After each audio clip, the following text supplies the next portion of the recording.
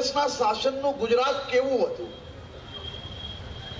અને મારી ઉંમર ને મારા પછી જન્મેલા લોકો ખૂબ ભાગ્યશાળી છે કે સૌ લોકોએ મોદી સાહેબનું રાજ જોયું અને મોદી સાહેબના શાસનમાં ગુજરાતનો વિકાસ જ હંમેશા જોયો. એમને એ બી નથી ખબર કે રમખાન કેવા થતા હતા. એમને એ નથી ખબર કે અમદાવાદ, સુરત, સૌરાષ્ટ્રની અંદર કેવા સ્ટેબિંગો થતા હતા. એમને એ બી અંદાજો નથી કે વારે તહેવારે ગુજરાતમાં ચારેય દિશાએ કર્ફ્યુઓ રહેતા હતા. એમને એ બી અંદાજો નથી કે આજે 1000 કિલોમીટરનો રોડ જો મહિને બનતો હશે અને જો નાની મોટી તકલીફ ત્યાં દેખાશે તો એને તકલીફ દેખાશે ખાલી.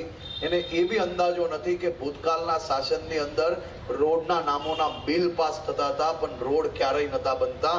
પણ જેટલા લોકોએ બીજી પાર્ટીનું શાસન જોયું છે તેનો એ અંદાજો પાક્કો હશે.